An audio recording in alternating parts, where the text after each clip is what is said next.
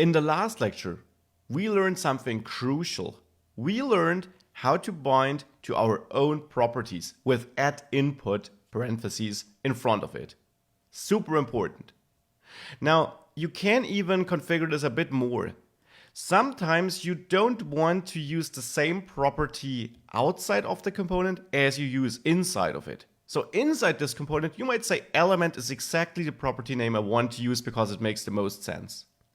But outside, so here, you maybe don't want to bind to element. Maybe you want to bind to SRV element to make clear it's a server element, anything like that. Now that would of course not work because now you would try to bind to a property. Angular doesn't know that it would be bindable because there is no server element property in this component with add input in front of it. You can assign an alias. You can pass an argument to add input with the property name as you want to have it outside of this component. So SRV element could be added here. And now from the outside, so from the component where you implement this component, you now have to target SRV element if you want to bind to this property. Element will no longer work. It has to be SRV element now, which is why now, with these two places changed in the app component and in the server element component, we see the same as before, but now binding through the alias. And just again, to be really sure, or to make this really clear, now you have to use SRV element. Element will no longer work. So that's a little bonus, a little alternative in case you want to bind to some other property name outside of the component. This is how you assign an alias.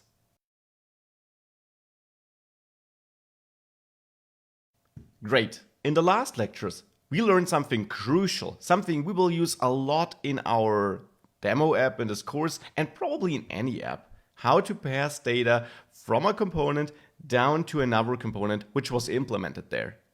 Now about the other direction.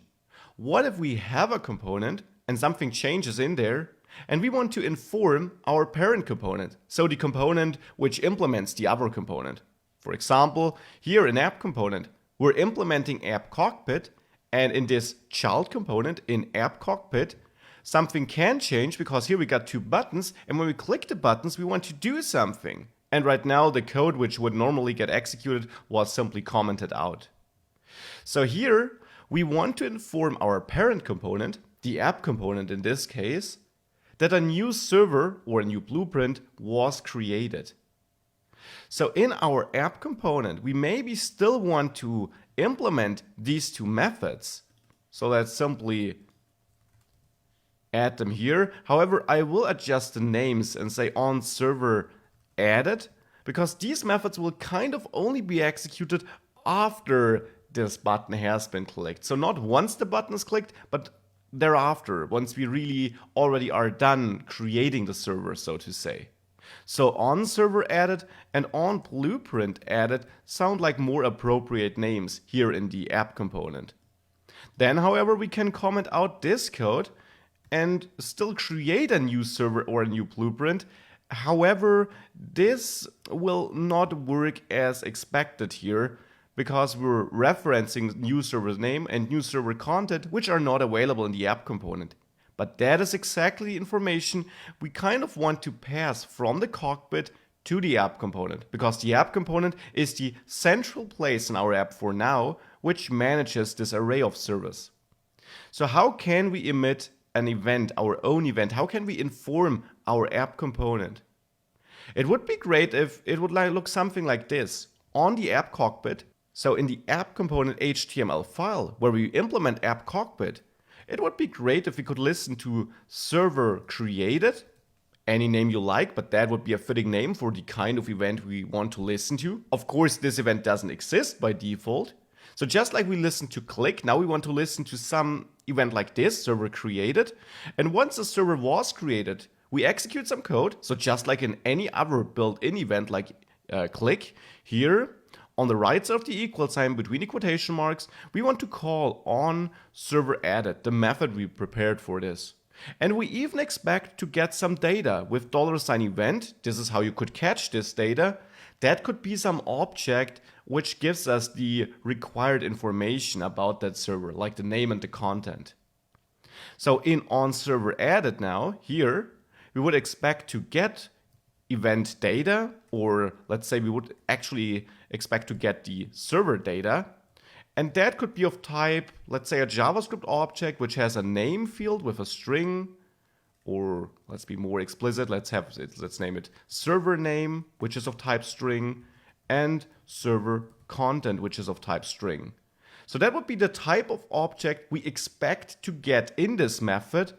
And with that, we could use it here and use server data, server name to assign it as a name for our newly created server, the one we push onto our array here. And the same, of course, down here for the content. So that is how it should work. We get this data in onServerAdded, and we call onServerAdded once our custom event occurs on the cockpit component, and this event even should give us this data we expect to get, and we catch it with $event. Now obviously we can also replicate this for the, let's say, blueprint created event. Here we would execute onBlueprintAdded. And of course, you could also kind of merge these two methods. I keep them separated to be really clear about what's happening here.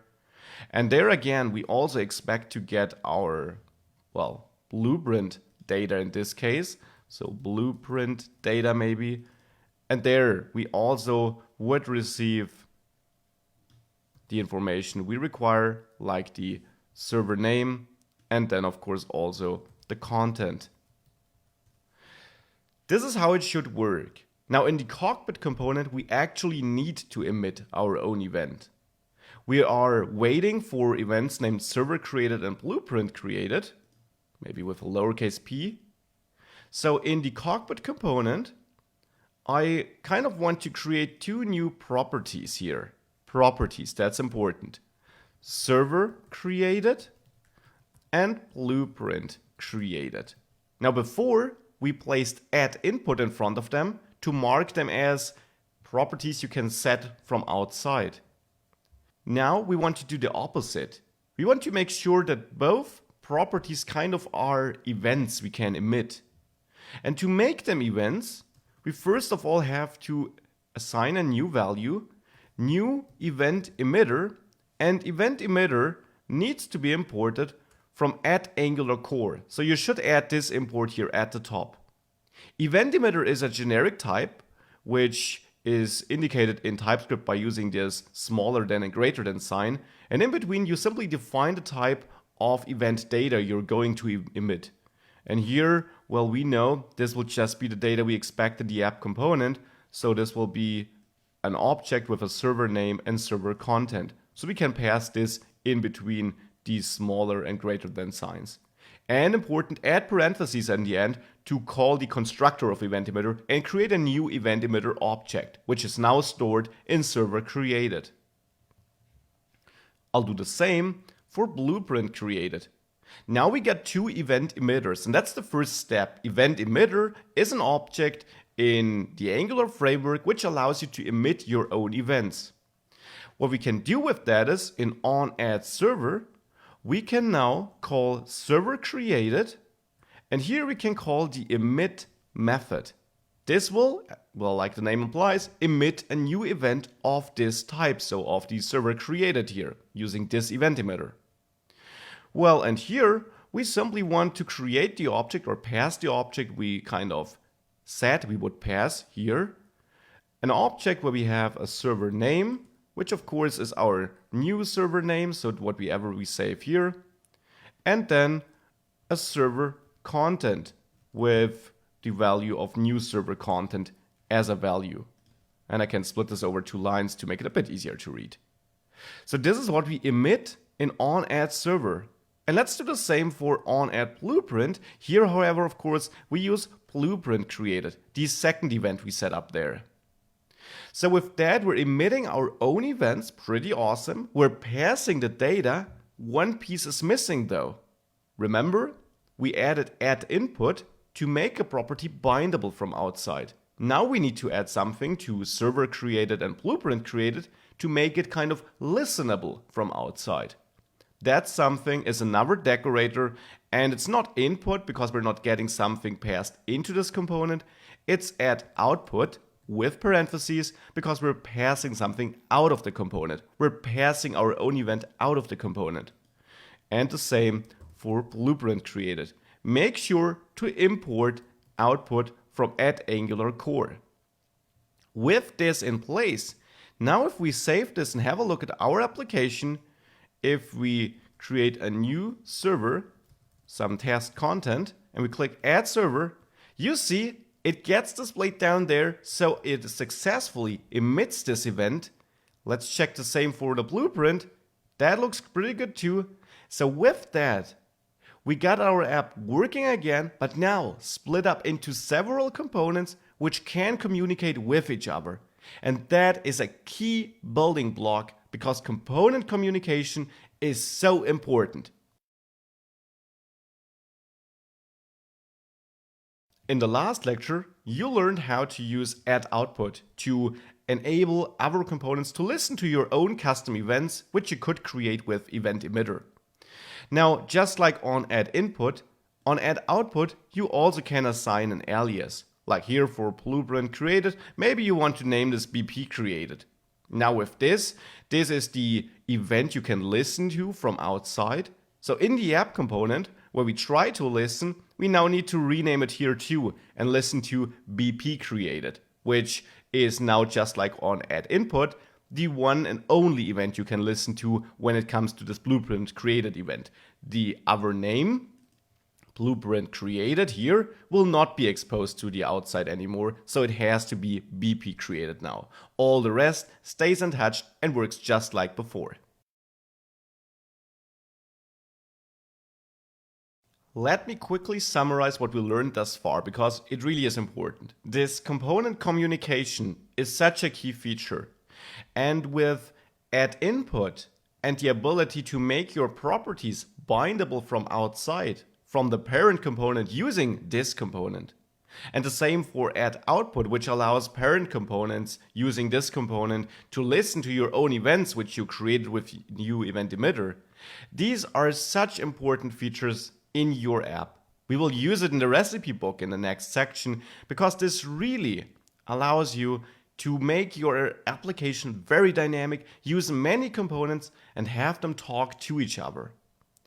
Now, one issue you could say with that approach is that if you want to talk between two components sitting next to each other, it can get kind of complicated to emit an event in one component, change something in the parent component, and then pass this new data down to the child component.